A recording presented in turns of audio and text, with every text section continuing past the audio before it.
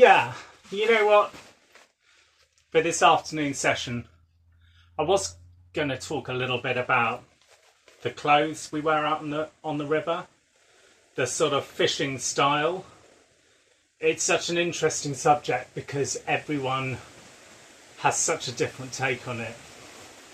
And but I thought I wouldn't actually do that right now, and instead I would talk about a few books I want to show you, a few pictures, a few recent photos, to also just say that I actually touched up some of my fish pictures behind me because I realised that some of them were so faded with time because it's so long since I caught a decent salmon.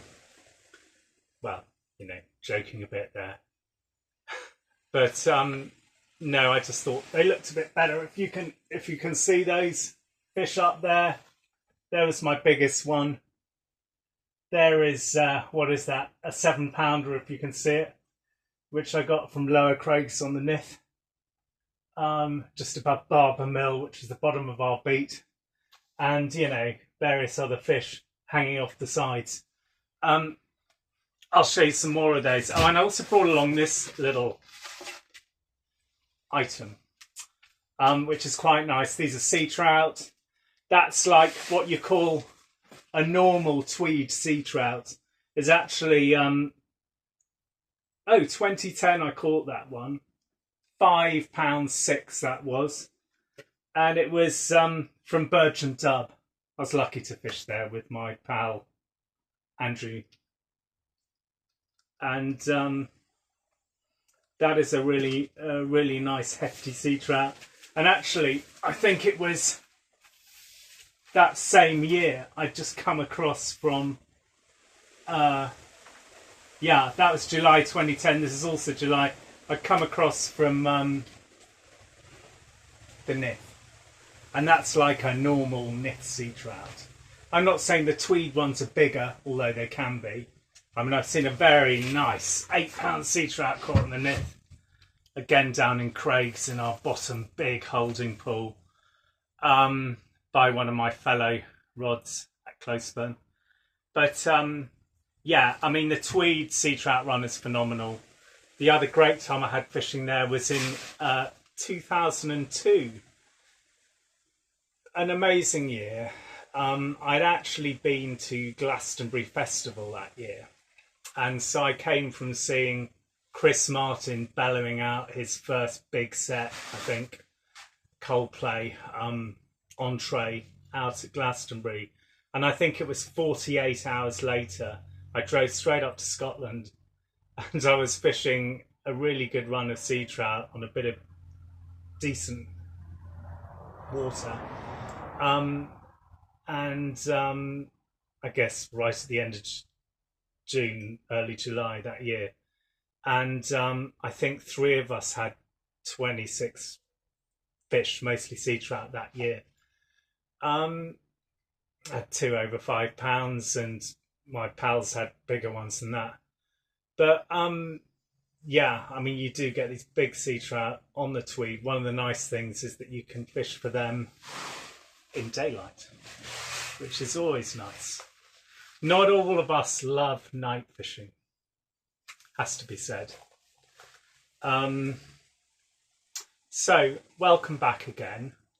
I was just getting a little bit of feedback on the first 2 vlogs that I did earlier. And my nearest and dearest, who I almost always listen to, no, of course I always listen to them, told me that I wasn't being very interactive with you guys. And I sometimes think it goes without saying. I mean, I'm a kind of blogger by history, really. I've been running my blog, Henry's Salmon Adventure, for since 2010 or 9, and still going. So that one is the kind of background, but actually I think it's nice to, I mean, I always take a bit of feedback as given because people do feedback on a WordPress blog, which is really nice. And so just to say, when I was talking previously about lucky things you wear to go fishing, obviously there are some great stories there and some rather weird and wacky lucky things that people wear, if I can put it like that. Tell me about it. You know, you can get back to me here, and it would be really nice to hear about you in the comment. Also, please subscribe here.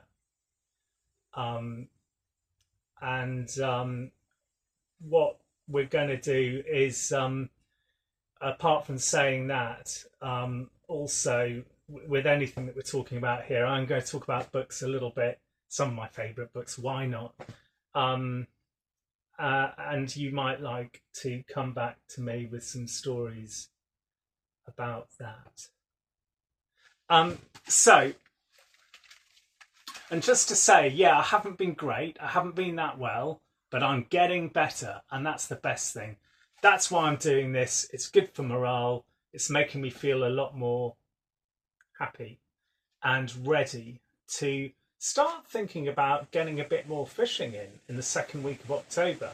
So I'm really looking forward to that. I've also got some interesting stuff going on with fishing friends who, one lot who's going up north, up to the River Carron, where I've been lucky to fish the last 2 years, not this year, but the last 2 years. And I'm really looking forward to seeing how they get on there. And my pal Bill, who's literally up in the sort of where I stay in near Thornhill, in Penpont, on the Nith, and he is just starting to see a bit of action as we finally got 48 hours of rain up there. He had a really good tug from a salmon yesterday, which was nice. Yeah, I thought I'd just show you some pictures. Actually, that's interesting. You can't really see much there, but that's actually netting a salmon on the Carron off a high bank. And I was very lucky as one of 7 I caught in about 4 days up there. And that was another great week. After very low water, we had some rain, which turned out to be much more than we thought we were going to get. And 4 of us caught 28 salmon in that week. It was great, especially since I hadn't caught any the visit before the previous year. Although I lost a really nice, I lost 2 salmon. I wouldn't say they were huge, but they always feel, you may as well tell everyone they were absolutely enormous, right? Okay. These just happen to be the 2 fish which I caught on the Nith in July. So you can see those ones there. And also up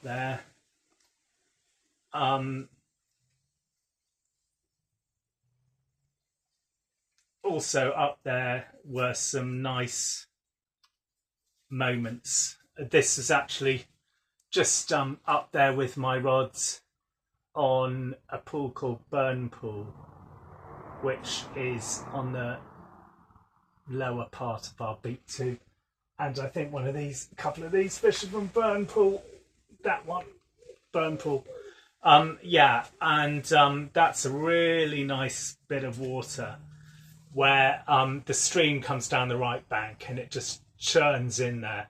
And it's a very fast stream right hugging the bank and then opens up into a kind of bowl where a burn pool comes in.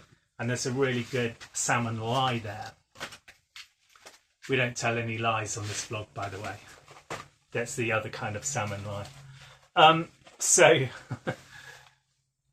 that's a little bit of that. What about some books? Before I wave my own books around, I just want to show you. This is a real early favourite. The Shell Book of Angling. Isn't that fantastic? And published in 1979. And it was a real sort of schoolboy book. At boarding school, I had one of these. And it was when I was just starting to really dream of getting out into the wild and catching wild fish on a fly. What's really nice, you know, you've got all the great names. And of course, Arthur Oglesby did the chapter on salmon, and actually Bill Curry, did an article on Scottish loch trout, which is really nice, written in his inimitable style. And I was so lucky to meet Bill. I mean, first of all, subbing his articles really on Country Illustrated magazine, and later and previously at Trout and Salmon, because I worked at Trout and Salmon over two spells over quite a few years, with a few years between them, I was going to say.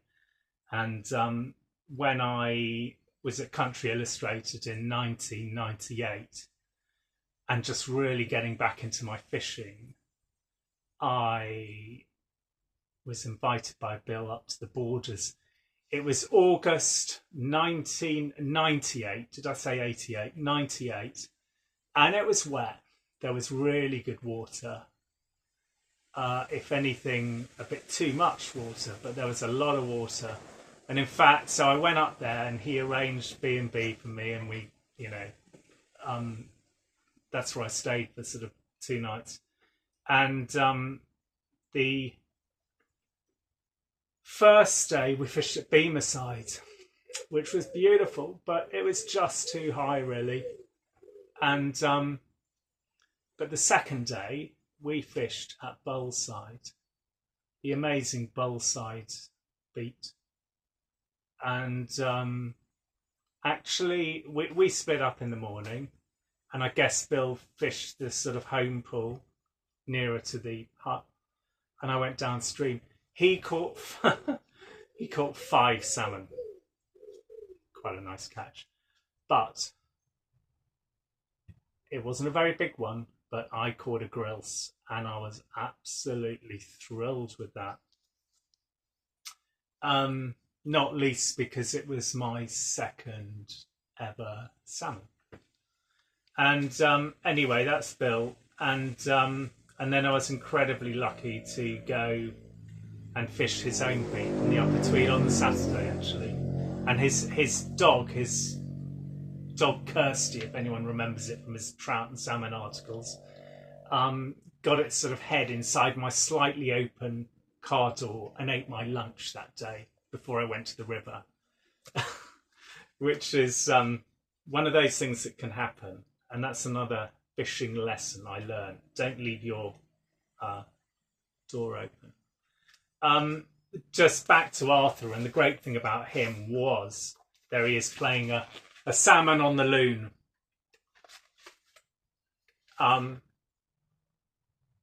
What he calls a 16-pound salmon.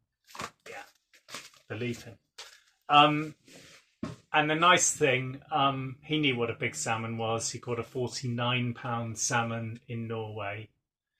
I always remember Sandy Leventon saying, a great friend of his, Sandy saying, a lesser man would have called it 50.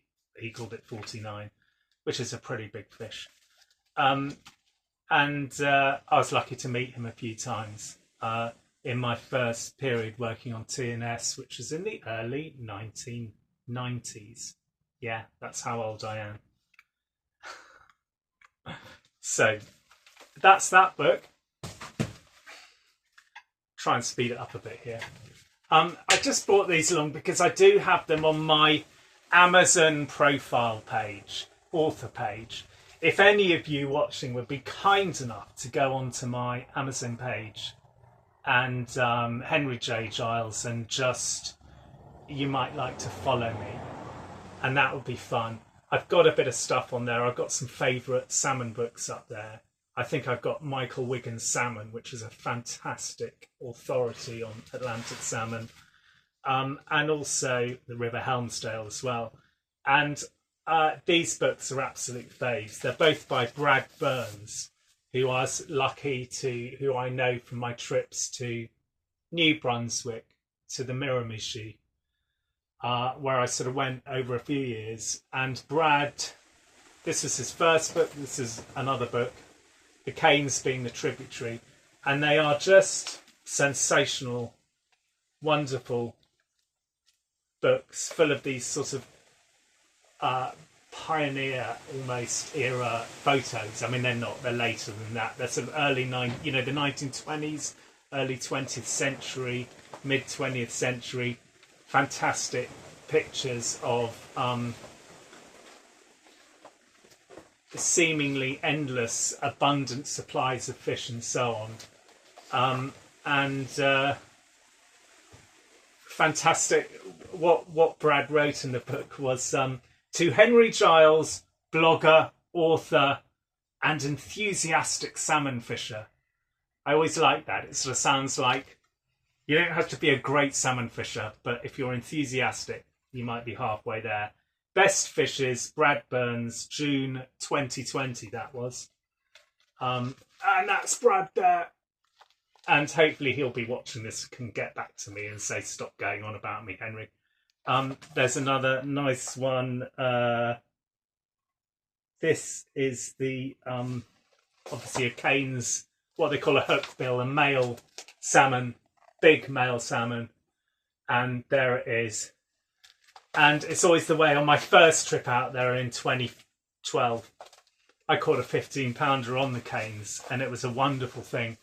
My guide that day was Gary, who is the, the late Gary Colford, who is inducted into the Miramichi Salmon Hall of Fame, and he is acknowledged as a great salmon fisher and guide.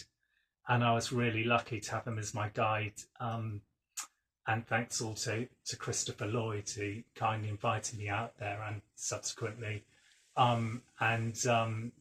he guided myself and Christopher out there.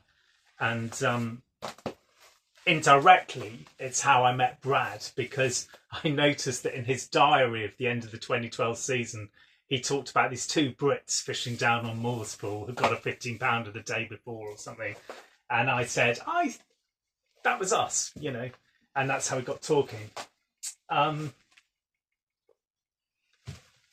So I'm just going to have a quick check to see how long I've been blathering on. But before I do that, I'd better just get these in. This is my latest book. This is The Secret Life of Salmon. It is about not only Atlantic salmon, but the 5 Pacific species, as it were. And I'm pleased with this book. It is absolutely full of photos and some fantastic things that people were able to let me use, including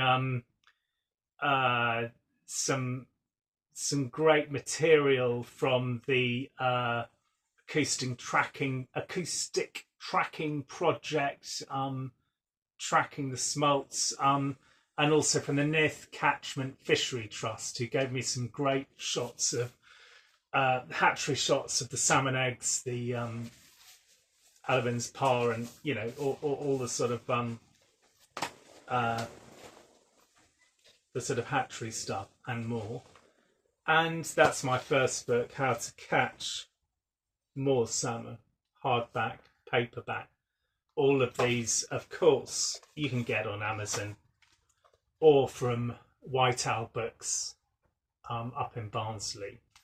And they're also published in the United States, both those books. So that's those. Look, I'm going to check this thing. I'll see you in a little bit.